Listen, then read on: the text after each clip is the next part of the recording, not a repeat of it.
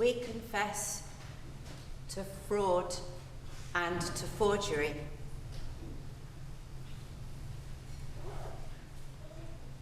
We're guilty of coldness and spite.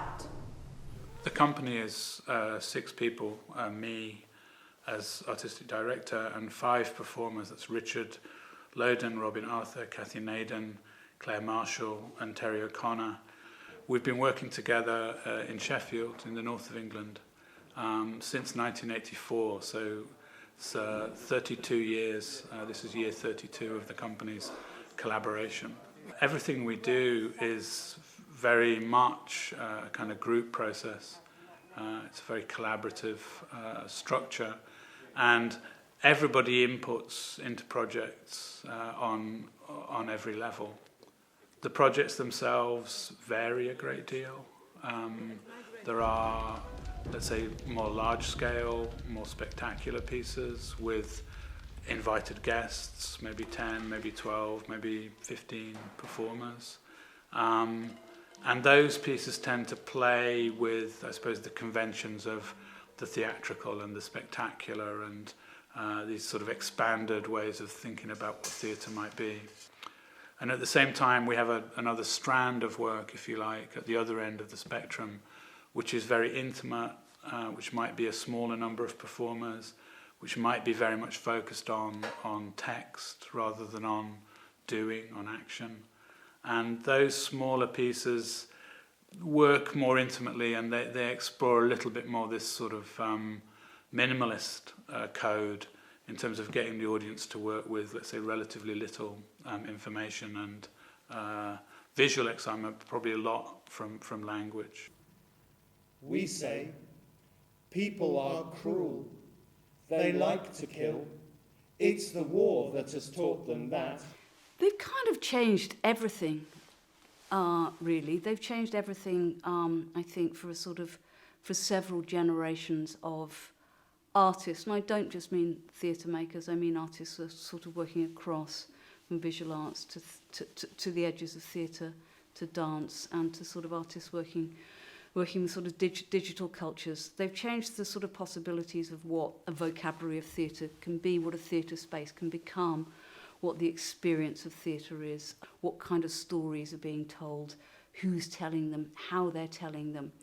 And they've just constantly sort of refreshed themselves. And I think that's been inspirational, as I say, for sort of several generations of artists and makers, but also several generations of audiences, really, who want a different kind of cultural experience, want a different kind of theatrical experience. They don't act, and they don't perform plays, and they don't pretend they're somebody else in somewhere else.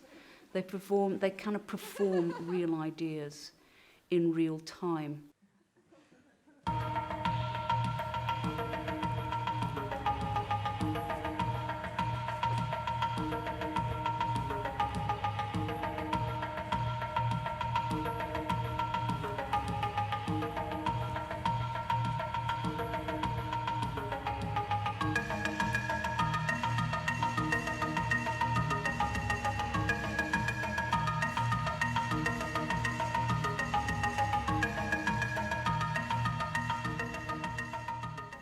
If I look back over my theatrical memory bank, it's just peppered with moment after moment after moment.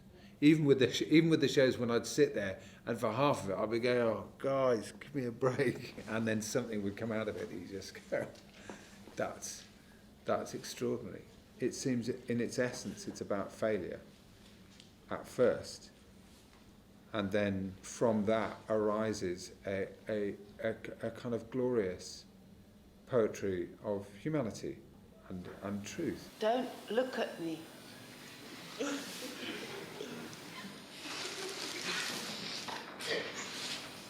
Don't look at me. For me, forced entertainment have been a reminder, a constant reminder, that the way that we make work in the mainstream is only one very narrow way of making work. I want you to look at me when I'm lying down. It's challenging. It's always provocative. You think you're an artist, and this is how we may work. How do you may work? How much are you prepared to have a real proper conversation with your audience? In a moment, I'm going to lie down. And when I do, you're going to be overwhelmed. You're going to start to cry. You're going to start to cry, and you won't be able to stop for the rest of the show. You're going to cry right to the end. And you're going to cry... Keep going, Kath, it's really working.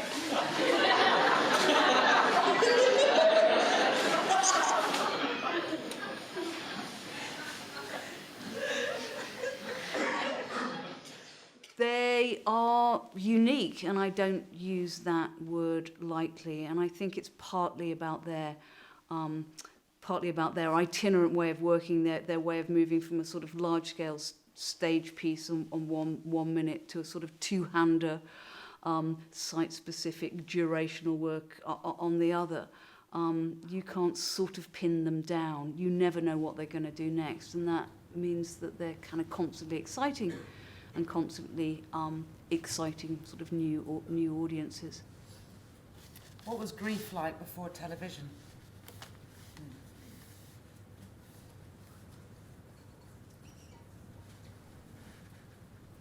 More private.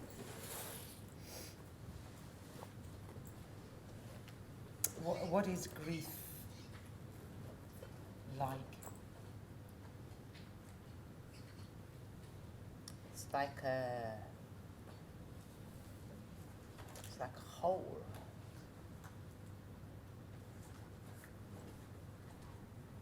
That you keep throwing stuff into. You know, like a hole that you're trying to fill with something, but it doesn't get filled.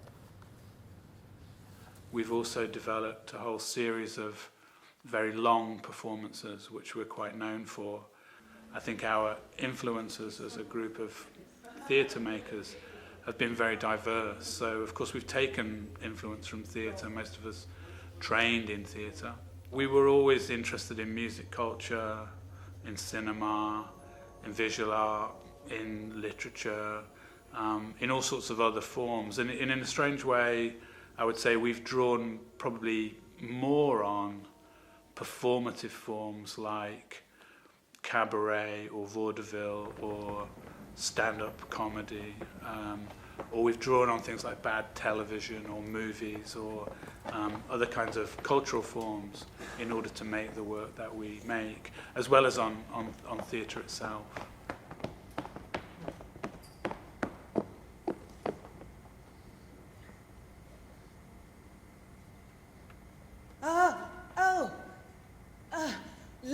Ladies and gentlemen, I'm getting something. I'm picking something up. Yes, there is a very great sense of loss in the house tonight. Somebody here has lost something. A key, maybe. Or a dog. A dog? Yes. Oh, yes. I too feel great loss in the house tonight. I feel loss of a more personal nature. I fear that somebody here has recently lost a mother. Or a brother, a distant relative. Perhaps somebody read about a death in the newspaper. I first came across Forced Entertainment in New York. I'd been living there for a few years and was working in the PS 122 building. And I went along the corridor one evening to see this selection of new British work about which I was secretly unenthusiastic. And I saw this company that had understood everything that I loved about New York Downtown Theatre and somehow made it about the Britain that I'd left behind. And I was completely overwhelmed. They understand internationally the field that they're in. They understand the languages that people have been playing with, and they've pushed those languages so much further themselves. And I feel as though they exist as dynamic provocateurs within the world of international performance, and performance in the wider sense that could include, all the great visual arts who think about performance and performativity, all the great choreographers feel like they're in a conversation with Forced Dance, and Forced Dance feel like they're having that conversation actively. And yet somehow, certainly for me as someone who's from Britain, they relate it to this place, and very few people do that. Very few people can relate that international artistic conversation as specifically as they do to the forgotten streets and daily lives of a world that's very familiar to me. That they've managed to have this really vibrant identity as a group. Even while the artistic director has had a strong identity of his own, it feels like they're a group that manages to incorporate him with all of his sense of artistic vision within them. But each of the members of the group has their own aesthetic almost, particularly around how they perform. Those people don't perform in the same way on stage. They all do it differently, and yet there's an understanding of what it is to be a real person on a stage, not an actor playing somebody else. To be a real person on a stage and perform, and therefore they do it with their own realness, and therefore they do it differently. Or in the future, ethical discussions about whether animals have rights or how much animals have rights, well, they'll lead to a kind of re-evaluation of human rights, because it will be asserted that rights are to do with intelligence, and people will start to say, well, if rights are to do with intelligence, then maybe human rights should be linked to intelligence too. And the goal, I think, is to open a conversation with audiences, to try to find a way to contact audiences, to talk about the experience that we have now, the issues and the questions and the experiences that we think are important. We've always felt that in order to do that, we're going to need a new theatrical language. We're going to need to break the rules of the form, not for the sake of it, but actually because by breaking the rules, by testing the limits of that space, we can turn it into a space that's really able to work for us as a space in which we can articulate the things that matter for us and to make connections with the audience and to really make something that speaks into the times that we're living in. The work can be challenging.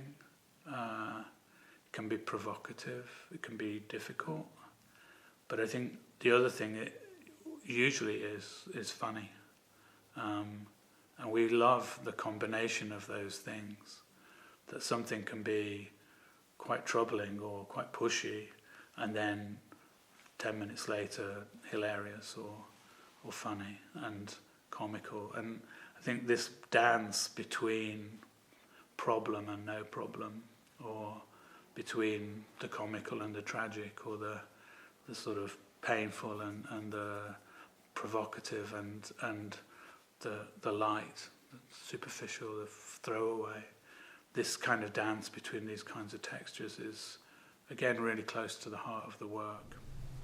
Following the success of our casual Friday dress code, we tried to introduce a Naked Tuesday. But the other staff members didn't play ball. We couldn't act. There was nothing inside to come out. When they made a list of what was wrong with England, our names were near the top.